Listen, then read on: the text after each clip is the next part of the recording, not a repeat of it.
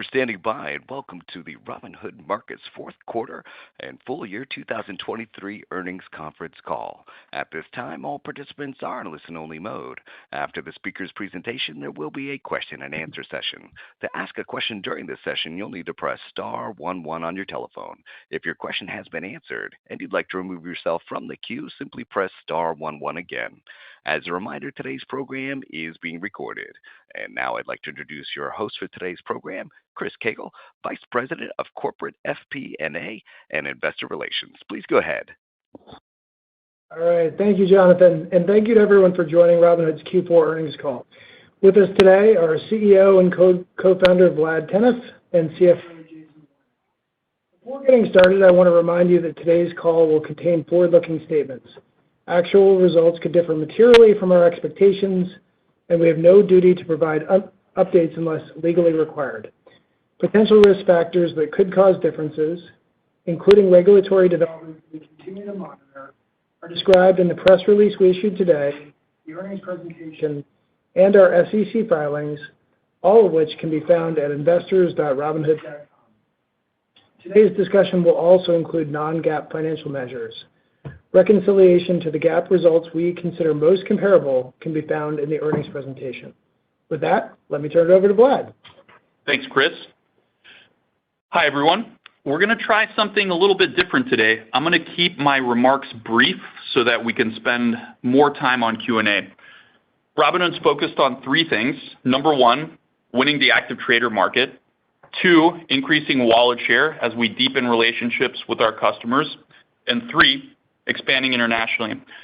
I first off want to congratulate our team for a strong 2023. Trading market share was up 14% for equities and 19% for options year over year. Gold subscribers were up 25% to 1.4 million, and assets under custody exceeded $100 billion, fueled by the strength of our 27% organic growth in net deposits. And we've launched brokerage in the UK and crypto in the EU. A couple points to call out. In Q4, we finished with $1.3 billion of net positive brokerage account transfers into Robinhood. And we've already exceeded that total halfway through Q1. We've been taking trading market share for some time, and now we're winning net asset inflows from every one of our major competitors, averaging over $100,000 per transfer. And as for funded customers, we've already grown more in the first half of Q1 than we did in each of the last 8 quarters. So I love the momentum we're building, and I'm excited about 2024. Before I discuss our roadmap, let's have Jason review our financial results. Thanks, Vlad. It's good to speak with everyone today. We had a strong Q4 and 2023, and we have a lot of momentum starting 2024. Looking at 2023, we delivered significant profitable growth with record full-year revenues, record adjusted EBITDA, and record adjusted EBITDA margins. We grew revenues 37% to $1.9 billion, delivered adjusted EBITDA of $536 million, which is more than 3 times our prior high, drove 124% incremental margins as revenues grew by more than $500 million, even while we lowered costs, and we expanded adjusted EBITDA margin to 29% as we make progress over time towards the 50%+ levels we see from incumbents. And looking at Q4, we delivered 3 cents of positive GAAP EPS. Aside from the regulatory charges last quarter, Q4 would have been our third straight quarter of positive earnings per share. Q4 was also our 6th straight quarter of positive adjusted EBITDA. We're pleased with our results in 2023 and aim to continue delivering profitable growth in 2024. Let's move to our fourth quarter business results. Assets under custody finished Q4 back over $100 billion for the first time since 2021. We delivered strong Q4 net deposit growth at a 21% annualized rate, and we're focused on driving net deposits even higher by improving our user experience and value proposition. When we look at historical customer cohorts, we see they have consistently added to their net deposits over time, which we think provides a strong foundation for sustainable long-term asset growth. And newer cohorts are starting with balances 1.5 to 2 times higher, which is even more encouraging. We're also delivering growth in Robinhood Gold. Compared to our average customer, Gold subscribers in Q4 had more than 8 times the assets with an average of about $40,000, grew net deposits more than twice as fast, and have adopted our products at higher rates.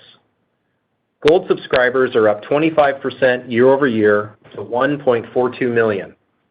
Gold ARPU is multiples of our average customer, which includes Q4 annualized recurring subscription revenue of $85 million. This Gold growth brings our adoption rate up to 6.1%, and we're working to take this even higher as we keep improving the value proposition. We also have strong momentum to start the year, as we added another 60,000 Gold subscribers in January alone. That is nearly 3 times the monthly average we saw in 2023. Our team is also hard at work on new credit cards for Robinhood customers, starting with something special for Gold customers. Currently, for funded customers with our historical X1 credit card, they have an ARPU of over $300 on credit alone. That's nearly 4 times our current average. This represents another opportunity for us to diversify our business and introduce new products to our customers, who have a median credit score of about 720, and 2/3 of whom are Prime or Prime Plus. We look forward to sharing more about our plans with you soon. Now let's turn to financial results.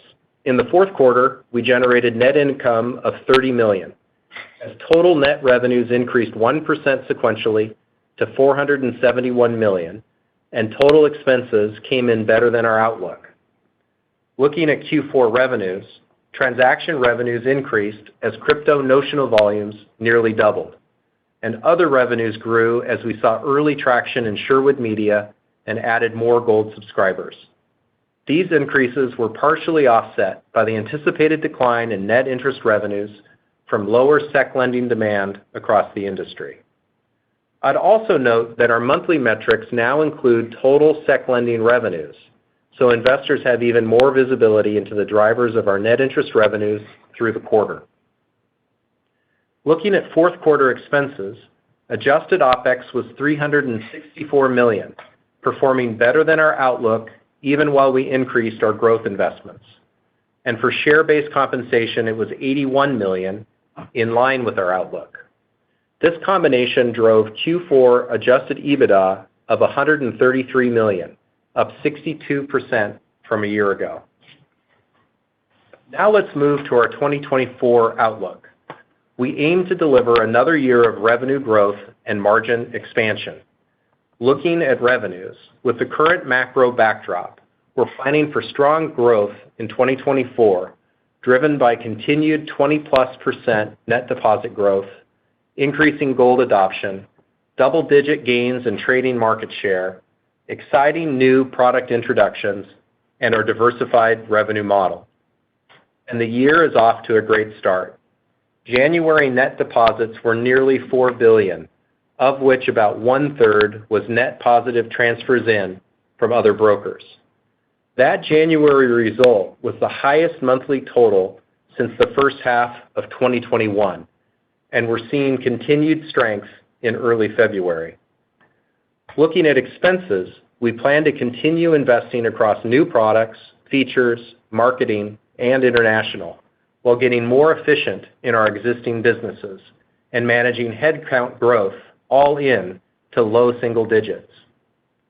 Our 2024 outlook for combined adjusted OpEx and share-based compensation is $1.85 to $1.95 billion, which is up 5% at the midpoint from last year's $1.81 billion, excluding the founder award cancellation. This range includes about $85 million of quarterly share-based compensation, similar to our run rate for the back half of 2023. As for timing, we anticipate Q1 will likely be in the upper half of our implied range as we lean into marketing investments to start the year. We also continue to closely manage our share count. In 2023, diluted share count decreased nearly 5% due to the purchase of 55 million shares in Q3. And in 2024, we expect to manage dilution to 2% or less.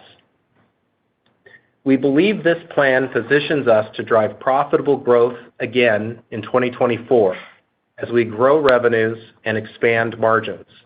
We'll have to see how the year plays out, but so far, we like the growth we're driving to start the year.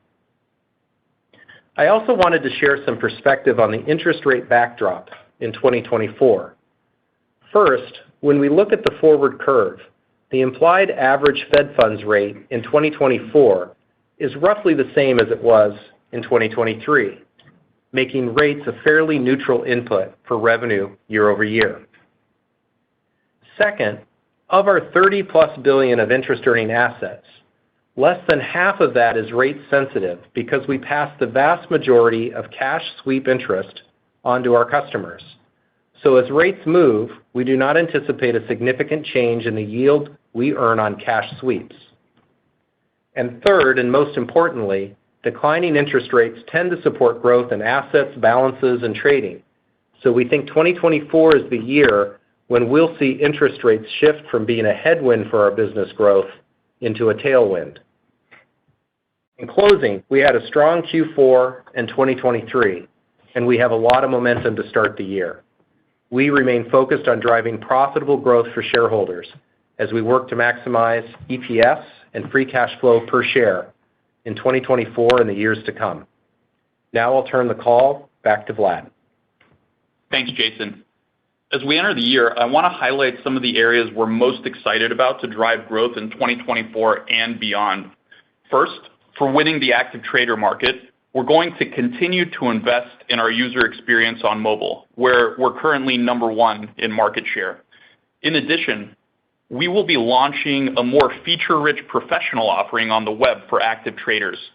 And we're also working on expanding our selection of tradable assets, in particular with index options and futures coming later this year. Second, to grow wallet share, we're focused on increasing Gold memberships and net deposits. We plan to keep investing to make Robinhood Gold even more valuable for our customers and build off the early success of our retirement offering. At the same time, we also plan to launch new products like credit cards and add new account types such as joint accounts. And third, for international expansion, after launching crypto in the EU and brokerage in the UK, we have tens of thousands of international customers so far. What we're hearing from customers is that they want more of the full Robinhood product suite, so we're working to build that for them. We're also pursuing opportunities to expand into more jurisdictions. Reflecting on the past 4 years, we've tripled our customer base and grown revenues nearly 7 times. And when we look at all that's in front of us, we're excited by the opportunity to continue growing Robinhood significantly from here. And we have a ton of momentum to start 2024. I want to thank our customers and team for a great 2023. The team's been working incredibly hard. The roadmap is full. There's so much to do. Now, let's move on to questions. Thank you, Vlad. For the Q&A session, we'll start by answering the top 5 shareholder questions from Say Technologies, ranked by number of likes. We passed over questions that we already addressed on this call or in prior quarters and grouped together questions that shared a common theme. After the Say questions, we'll turn to live questions from our analysts. So I'll kick it off with our first question from Say. This one's for Jason. Your stock price is down 70% since the IPO. What do you have in place to get your stock price back up? Is a dividend in the works to at least provide some return on investment? Thanks for the question. We're hard at work on the inputs to driving value for shareholders. In 2023, we increased revenue by over $500 million and grew adjusted EBITDA even faster. And we're focused on driving revenues and profits higher in 2024. Over time, as we deliver on these inputs to the business, I think the stock price should follow. As for capital returns to shareholders, last year we bought back about 6% of our shares. And we'll continue to look for ways, especially efficient ways, to deploy our capital, including investments in growth, M&A to accelerate our roadmap, or returns of capital to shareholders over time.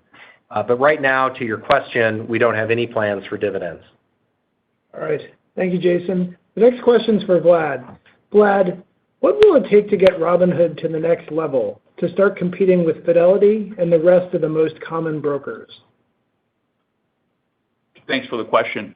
So for starters, I think Robinhood is already competing with Fidelity and the rest of the common brokers. If you look at active traders, we've been growing trading market share by double digits. So that's not just volume, but market share. We won head-to-head net asset transfers from all the other major brokerages in Q4, and that includes Fidelity. So that means that more assets actually flowed from Fidelity to Robinhood in Q4 than the other way around. And so to take it to the next level, we're really excited about our strategy. We think there's so much more to do for active traders. The roadmap is full, and that includes investments across a slew of areas. One, making sure that the user experience remains best in class and continuing to invest there. Adding new product innovations that our competitors don't offer, such as 24-hour market, new asset classes like futures, which our active traders have been really excited about and asking for, and new account types and more of the table stakes features that we just still have to get to. So there's a lot to do. And I should also mention, not a lot of the brokers have adopted new technologies like crypto, and that's an area where we're continuing to invest, and I see us extending our lead throughout 2024 and beyond. Increasing wallet share. We've talked a little bit about the success we're seeing in driving net account transfers from other brokers. We think that there's a lot of headroom. There's a lot of improvements in our passive offerings like retirement. The roadmap there is full, and we're very excited about the credit card. And international, we did launch in the UK for brokerage, crypto for EU. That expands the addressable market quite dramatically. Not a lot of the common brokers even have an international presence to note. And I think over the next few years, we're making significant investments there. So I think if we're successful executing on our strategy, you could see Robinhood winning by even larger margins going forward. All right. Thank you, Vlad. The next question is for Jason. Jason, Robinhood has been profitable off and on. Do you see Robinhood joining the S&P 500 by qualifying and being profitable 4 quarters in a row? We'd love to join the S&P 500, and I think we're focused on the right things to do that, delivering consistent profitability, growing revenues even higher. Remember, though, there are only 500 spots on this, and this is a committee decision, so it's not completely in our control, but we'll keep focused on our business, and over time, it'd be great to be part of that index. All right. Thank you, Jason. The next question is for you, Vlad. What kind of progress should we expect from the company in 2024? So I'll break it down into the 3 areas we're focused on. For winning in the active trader market, there's user experience improvements, new assets like futures and index options, as well as I mentioned in my remarks earlier today, we've been doing very well on mobile. We're number 1 in market share there. Frankly, on web, we haven't been doing as well, and so we're making a big investment there, and we're going to be launching a more professional offering geared toward active traders. So we're very excited about that. And as we continue to execute here, you should be able to track the progress and continued market share gains across all the assets that we offer, including equities, options, and crypto. For increasing wallet share, the credit card is something we're very excited about, including a special credit card for Gold customers. There's more to do on Robinhood Gold in general and in retirement, and we'll also be building and offering new account types like joint accounts. And then you should be able to track progress there by looking at our net deposits and our Gold subscribers.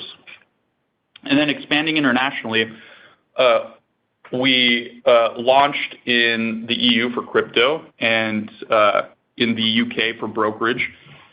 Really, what we're focusing on is delivering more features, making those experiences more feature-rich, and building on the initial UK and EU momentum that we've generated. And then what you should see there is an increase in the percentage of our funded customers that come from international markets, as well as new funded customer growth over time. All right. Thank you, Vlad. And Vlad, this last Say question is also for you. Please offer a yearly realized gain and loss tracker showing short and long-term gains. I've asked this in multiple earnings and currently have to track it manually in Excel. Well, thank you for the feedback, and thanks for continuing to ask. There is an impact to you asking, because this is something that the team has actually been working towards. We're working hard to make great improvements to our tax law and P&L tracking this year, and we hope you'll like them. So stay tuned. All right. Thank you, Vlad. That concludes our shareholder questions from Say Technologies. We appreciate our shareholders taking time to ask these questions of Vlad and Jason, and look forward to more next quarter. Now we'll turn the call over to Jonathan to lead Q&A from our analysts. Certainly. Thank you. One moment for our first question. And our first question for today comes from the line of Dan Dolev from Mizuho. Your question, please. Oh, hey, good evening. Amazing results. Congratulations, team. Really good. Making me proud. Thank you, Dan. Of course, yeah. So I was actually really, really impressed by your comment, Vlad, about the 1.3 billion of net positive brokerage account transfer. To me, it looks like you're gaining massive share. I know in the past, other brokers have said that they're taking share away from you. Looks like the tide is turning. Like, what are you seeing now? Yeah, I mean, we've been investing a lot in the user experience. We've been investing in the service. The product results speak for themselves. In Q4, we were net positive, so positive on a net basis for account transfers from every one of our major competitors. And these are big accounts coming in. So what's really amazing is I think the new functionality that we've been offering and the service quality improvements have led to people being comfortable moving in hundreds of thousands of dollars into Robinhood, which people wouldn't really talk about as much, but now it's becoming a destination for people's serious money. We're going to continue to double down on that. Again, I want to emphasize we're not getting complacent. There's a ton of work that remains to be done, and to be able to deliver these types of results and see customers coming to us from all of our major competitors in Q4, and from what we've announced so far in Q1, has just been really positive. And it's taken a ton of work from the team to both improve the product and service and get to where that's happening. Amazing stuff. Can I squeeze in another quick question? I know it's early days, but how can you talk a little bit about progress in terms of accounts and traction you're getting in the UK? Because this is, I think, a huge opportunity for Robinhood. So I just want to see how the traction has been going. And congrats again. Yeah, no, we're very excited about that. A big part of our strategy is making Robinhood available to hundreds of millions of additional customers. And so I think we've talked about tens of thousands of customers in the EU and the UK already. The UK is still rolling out. So we're working towards the app being generally available to any customer in the coming months. And we know we've got a lot of work to do. There's a lot of features that exist in the US that our customers expect in these markets. And, especially on the crypto side, there's going to be things that we can deliver in those markets that are not available in the US. So the roadmap is full, and both of the teams have been grinding exceptionally hard to improve the product at a very fast clip there. Thank you. Thank you. One moment for our next question. And our next question comes from the line of Devin Ryan from JMP Securities. Your question, please. Great. Thanks so much. Hi, Vlad. Hi, Jason. How are you? Doing great. Hey, Devin. A question just on kind of interest rates and trading, and appreciate kind of the inverse correlation that you talked about. Obviously, sitting here today with materially higher customer cash balances, and as you mentioned, you're passing along the majority of that benefit to clients. So if rates eventually do start to move lower, how are you guys thinking about the magnitude that could move back into the market from kind of those cash balances? And then just what the implications are on ARPU. Is that a net positive to ARPU, or how should we think about the interplay to revenues? Yeah, Devin, this is Jason. You know, when we've looked at kind of the movement of trading activity relative to interest rates moving up and down, we've seen a pretty strong inverse correlation there. And so we feel really good that we've got a nice natural hedge in the business between interest rates falling and interest in trading picking up. And so, you know, in my comments, I talked a bit about the passing along a big portion of the interest rates to customers on Gold Sweep, looking at the average interest rates expected for 24 being roughly in line with 23. So we feel really good about that. And then, as I mentioned, kind of most importantly, we think that falling interest rates create a tailwind for the business. So overall, we feel really good about delivering strong revenue growth in this current macro environment. Okay, terrific. And then just a follow-up here, just on expenses. Obviously, I think the expense guide, 5% at the midpoint, is very good. And you guys sound confident you can still fund all of your growth initiatives. So how do you guys think about maybe core growth and expenses over the intermediate term, maybe next 3 to 5 years? I would assume that it would be higher than that 5%. So maybe just walk us through some of the moving parts there.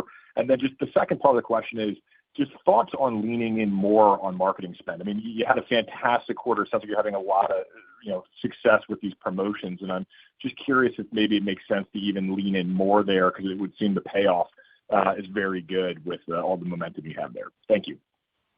Great question. So first of all, when we look at core expense growth this year, we actually have a plan to take that down high single digits, perhaps even 10%, and redirecting that spend to fund new growth initiatives.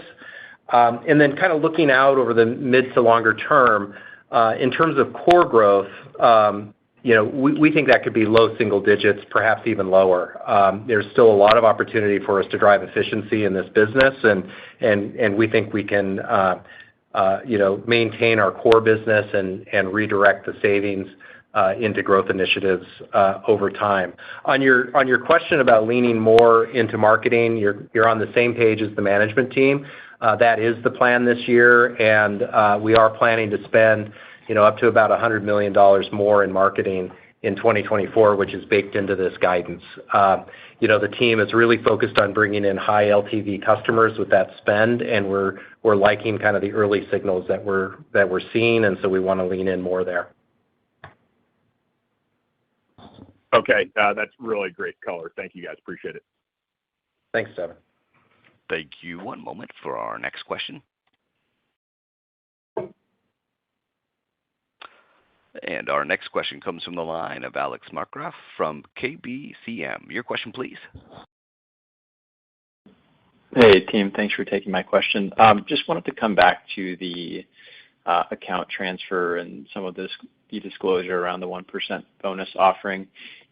Just wanted to understand how the average balance transfer, I think it was 100,000, kind of stacked up against your expectations for that campaign. And then, Vlad, with some of your comments earlier, I mean, is that directionally kind of the new normal in some of these transfer campaigns, or how should we think about that?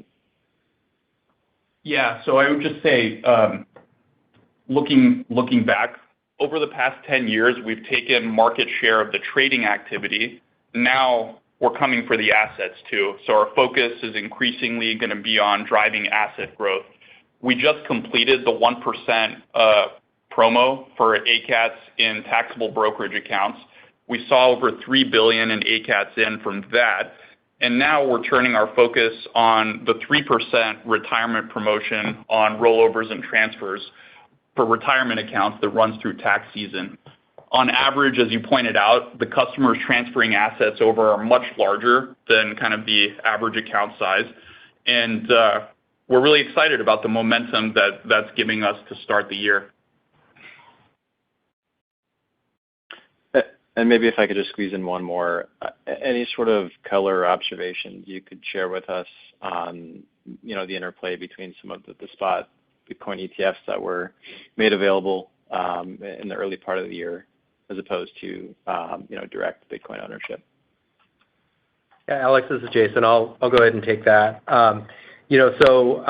We're really pleased to be offering all 11 of the Bitcoin ETFs on the first day of trading. I think that was a great outcome for customers. So far, we're seeing nice interest in the ETFs, but we think it's additive. About 5% of our overall trading in crypto is through the ETF, with 95% still being on spot trading through the crypto business. And that's stabilized. So, we feel really good to offer the selection for customers. We think it increases, overall market interest in crypto and also brings liquidity to the market. So net, we're really pleased with the Bitcoin ETFs. Great. Thanks for all the detail. You bet. Thank you. One moment for our next question. And our next question comes from the line of Will Nance from Goldman Sachs. Your question, please. Hey, guys. Appreciate you taking the question. Hey, Will. I know in the prepared remarks we're talking about, continued revenue growth and margin expansion for the year. And it sounds like, that's, the assumption is it's probably coming on the revenue side, more from the trading side than from NII, given the commentary around, rates sort of being a push. So, correct me if I'm wrong there, if there's like an assumption around better earning asset growth. But I guess my question would be, in the earlier response to one of the questions, it sounds like there's actually a lot more growth-related investments happening underneath the surface in this expense guide, and you guys are funding that with continued operational efficiencies and, doing what you guys have done an amazing job over the past 2 years of doing and right-sizing the expense base. So just maybe can you talk about sort of how much of that growth-related investments is sort of discretionary? And, if, we do see some kind of reduction in either near-term trading activity, I know we saw a very nice increase in seems like both options and crypto towards the end of the year. What kind of flex is there in those growth-related investments? Yeah, I mean, I think, marketing is almost always considered a discretionary spend. And so, as I mentioned in my earlier response that we're leaning into marketing, that is always up to reevaluation, up or down, depending on the macro backdrop of how that changes and also how effective the marketing spend is. And so we'll continue to see how that plays out and update as we go. In terms of, the cost savings that we're realizing in our core business, I said, high single digits to perhaps even 10% of cost reduction there. And we're redeploying that into new areas of our business, areas that, Vlad was highlighting earlier. New growth is certainly discretionary. I'd say that we've decided, though, that we're pursuing these growth opportunities, and so I wouldn't expect us to pull back there, certainly in 2024. And Will, you did say rates are a push, and I agree with that. I would say that we also continue to see strong kind of double-digit growth in net deposits, and so assets continue to improve year over year, and we're certainly starting with a higher balance at the beginning of 2024 than what we saw in 2023. Yep. All that makes sense. And then just questions around, thought process around the European expansion over the course of this year. What does that play into expectations, if any, and, what's the latest thinking on, when this could be a more meaningful part of the story over time? Thanks for taking the questions tonight. Yeah, I'll take that one. While it's still early, we really like the initial traction we're seeing. We're already seeing a healthy portion of our user growth coming from outside of the U.S. And our focus now is really rounding out the product suite, bringing more services to customers across the globe. We think there's a huge opportunity for international to become a big part of our business.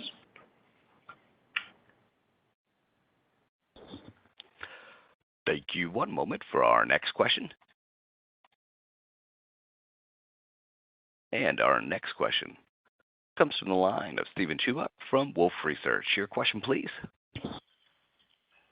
Hey, good afternoon. This is Michael Anagnostakis filling in for Steven. I just wanted to start Michael. on SecLend here. Hey, Vlad, how you doing? Good. Good to hear. Just want to touch on SecLend here. Could you give us an update on where you are in the journey for the fully paid program? How much incremental penetration you think you can drive? And given the uptake has been obscured by what's a challenging backdrop, can you remind investors what you think that business can deliver from a revenue perspective in a more normal environment? Thanks. Yeah, thanks, Michael, for the question. We're really pleased with the progress that we're making on the inputs of the securities lending business, particularly fully paid securities lending. Equities enrolled in the program increased from Q3 to Q4 from $10 billion to $14 billion. So really pleased with that. Added 500,000 customers, into the program, sequential quarter basis. I still think that there's quite a bit of headroom for us to continue to penetrate and get securities lending fully paid into the hands of our customers. It's a great way to augment yield, as we all know, and the team's hard at work to make sure customers understand that. I think that's showing up in the progress that we're making. At the moment, the rebate rates that we're seeing are lower across the industry. But over time, I think as that normalizes a bit, the progress that we're making on inputs is really going to show through from a revenue basis. Yeah, and we think we still have room to run, and we could make meaningful progress towards heightened penetration this year. Got it. Thank you. And then I guess on my follow-up, I wanted to briefly hit on expenses again, maybe in a different vein. Now that the headcount reductions are largely in the rear view, how should we be thinking about the direction of travel for expense per head, given the scalability of Robinhood, coupled with the investments you're making, particularly international, where I'd imagine that may drive some incremental headcount growth? Thanks. Yeah, so the plan on headcount is to be roughly flat to slightly up this year. So we feel really good about the headcount posture that we have. In terms of the expense per head, there does continue to be opportunity for us to get even more efficient. Today, the vast majority of our headcount is in higher cost U.S. geographies, and there's opportunity there over time. I think the real opportunity for us on headcount is really just increasing revenue per employee. And there, we feel like we're just getting started. There's a lot of opportunity for us to leverage the fixed cost infrastructure that we have at the company as we grow the business over time. Great. Thanks for taking my questions. You bet. Thank you. One moment for our next question. And our next question comes from the line of Michael Cyprys from Morgan Stanley. Your question, please. Hey, good evening. Thanks for taking the question. Wanted to ask about crypto, an area you guys continue to invest in. I was hoping you could elaborate on the investments you're looking to make here in 2024 and beyond, as well as how you envision crypto contributing to your business as you look out over the next 3 to 5 years. Yeah, I mean, we're investing a large amount into crypto, both in the EU and domestically. I think there's a ton of improvements left to make. Last year, we were really focusing on the trader experience and providing clarity, which we believe we've made significant progress on, in just how much better our pricing is than that of our competitors. And we've seen that reflected in crypto trading market share. we've also seen, and you probably caught this announcement just in the past couple of days, our on-ramp technology, Robinhood Connect, we've been making meaningful progress there. And so if you think about all that we have to be really, really good at to power our retail crypto offering, we've gotten really good at quick money movements, getting your fiat dollars into crypto as seamlessly as possible through building out our transfers product, delivering those funds into non-custodial wallets seamlessly. And so Robinhood Connect really leverages that and turns that into a powerful B2B product. We announced a partnership with MetaMask a couple of days ago, and that's been one of the market leaders in non-custodial wallets.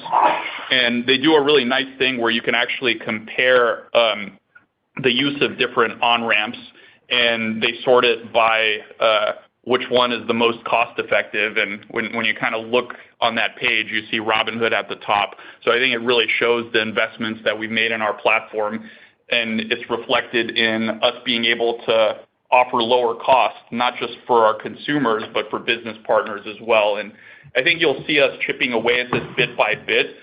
We think we can be the leading player in bridging the worlds of traditional finance and crypto. So there's a lot more where that came from.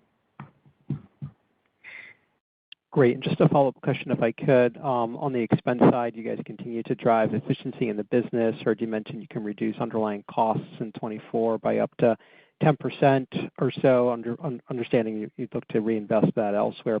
And over the medium term, you could potentially look to grow expenses at a low single-digit pace. I was hoping you could maybe elaborate on the top contributors to that level of efficiency, the specific steps you're taking here in 24, and how those steps may differ as you look out over the medium term to hit those particular targets, if you would.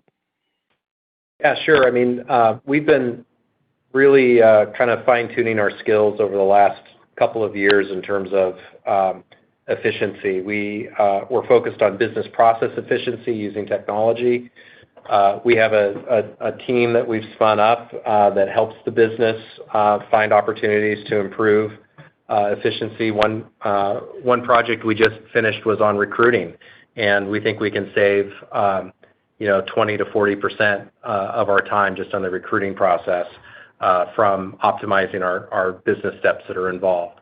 As I mentioned earlier, I think there's an opportunity for us over time in terms of place of work, with the vast majority of our employees working in high-cost locations within the U.S. That's something that we can make progress on in 24 as well as beyond.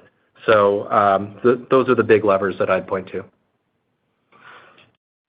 Great. Thank you. Thank you. One moment for our next question. And our next question comes from the line of John Todaro from Needham & Company. Your question, please. Great. Thanks for taking my question, and congrats on the beat. I guess I have two here, both on the crypto components. On the Bitcoin ETF versus buying Bitcoin directly on the platform, you had mentioned earlier about 5% of overall crypto you thought was flowing into the ETF. So was that 5% that migrated away from buying Bitcoin directly, or was that an additive 5%? Yeah, we saw it was mostly additive. There were some traders that sold out of spot and got to ETF, but that was really more of the exception. And we also offered the ETFs in our retirement accounts, which accounted for some of the pickup as well. So overall, we don't view this as cannibalization. It's additive, and we think it's really good for customers as well. Great. Thanks for that. And then just one more. On the MetaMask integration, I think that's really interesting. It does kind of pivot Robinhood to be more of that fiat on-ramp to the ecosystem, DeFi, on-chain stuff. Just curious, though, what is kind of the monetization strategy with that integration, short term and then longer term? Yeah, so we collect fees on the activity of the on-ramp. So that's the primary source of monetization, and then any trading on our platform for that on-ramp also would show up in our transaction-based revenues. Got it. Understood. Thanks. Thank you. One moment for our next question. And our next question comes from the line of Patrick Moley from Piper Sandler. Your question, please. Yeah, thanks for taking the question. I just had one on Robinhood Gold. Just hoping you could update us kind of on how you think about pricing there. With the expanded offerings that you're adding, $5 a month seems, like somewhat of an inexpensive price to pay. So just hoping you could update us on your thoughts there. And then maybe as we look internationally, how you sort of think about taking the subscription model overseas and how you see, that playing out with a different kind of geographic customer mix. Thanks. Yeah, this is Jason. I'll start, and we'll see if Vlad has any additional color. We love the Gold program. Gold members have an ARPU that's multiples of our average ARPU. And you're right, the $5 a month is just a screaming deal. We want it to be obvious for every customer that they should be a Gold subscriber. So we're paying close attention to the behavior of Gold. They're bringing in more net deposits. They're using more of our products, and they do all of that with a relatively modest, monthly subscription. We'll evaluate pricing over time, but all in, we just love the economics of the Gold subscription. And I do think over time, there's an opportunity for us to take Robinhood Gold internationally. Yeah, I don't have much to add there. I think that, other financial service companies offer these Gold perks to their high net worth customers. And usually there's balance requirements. You have to have millions of dollars in your account. And so we think it's very mission aligned to provide those same types of services to any customer for such a small monthly fee. I think it really has the potential to disrupt the wealth management industry just in the same way that we've been disrupting trading. And our focus has been on making the experience even better, getting the adoption rate up, making it easy for new customers in particular to onboard onto the product. We've seen really healthy improvements in sort of like the first week attach rate of Gold among new customers. And we think that there's further improvements, and we've got a lot slated for this year to make the Gold offering even better.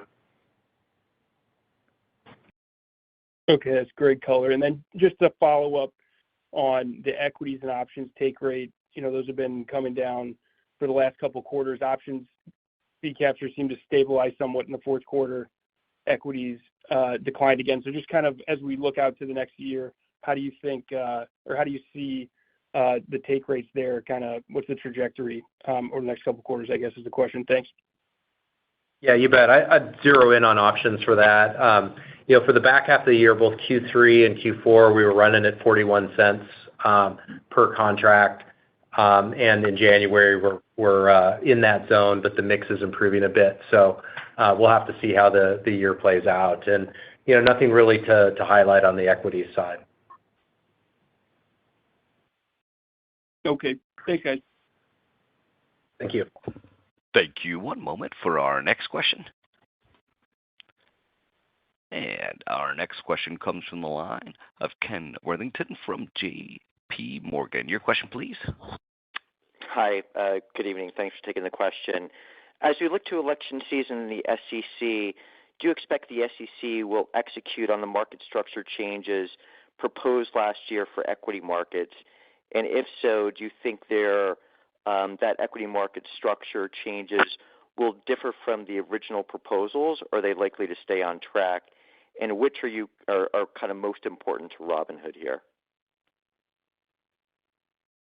So we think a fair amount will probably be executed heading up into the election season. I think Best X is an important aspect to that. We participated in the comment process, and we feel like a fair number of our comments were incorporated, and that's baked into really the expectations that we have for 2024. Okay, great. Thank you. And then on TOAs, you mentioned that the TOAs were positive for the major brokers. are you seeing positive transfer of assets from the major crypto providers as well?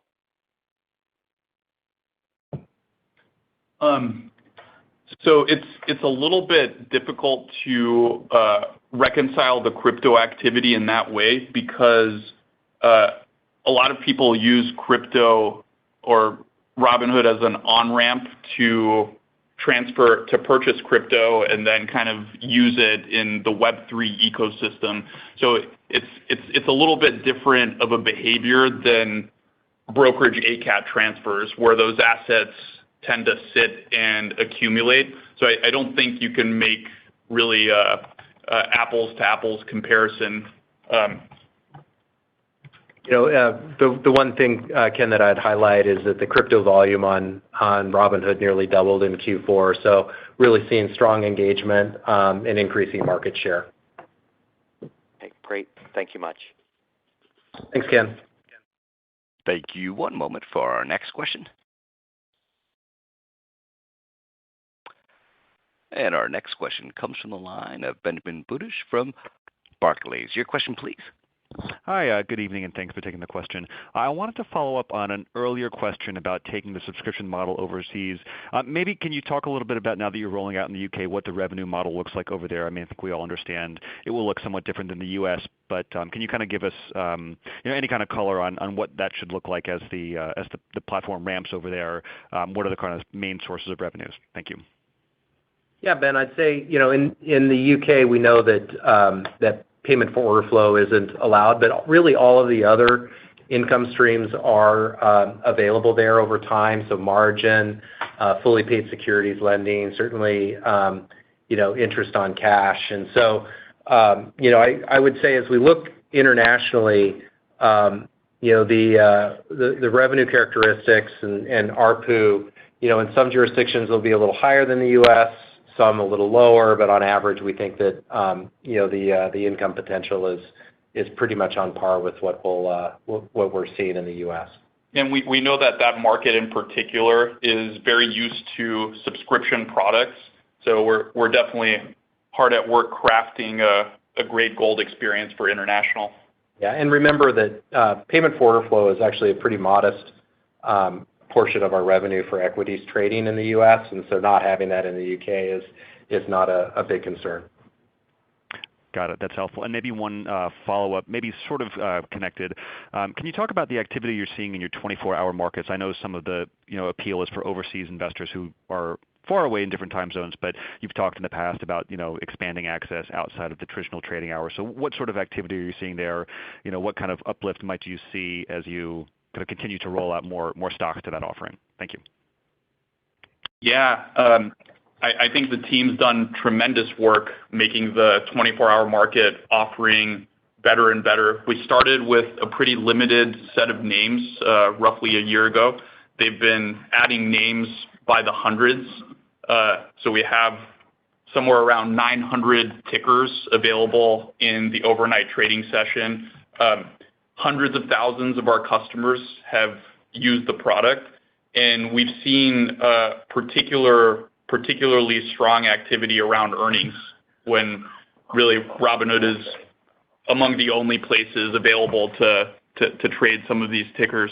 So we're going to continue to invest there. I think there's a lot to do, particularly as we improve the active trading tooling and offerings, because this product is resonating particularly well among our key active trader customers. Got it. Thank you very much. Thank you. This does conclude the question and answer session of today's program. I'd like to hand the program back to Vlad Tenev for any further remarks. Yeah, thank you all. Great questions. And the team is already hard at work getting 2024 started. So not much holiday rest here for Robinhood. We look forward to seeing you next quarter. Thank you, ladies and gentlemen, for your participation in today's conference. This does conclude the program. You may now disconnect. Good day.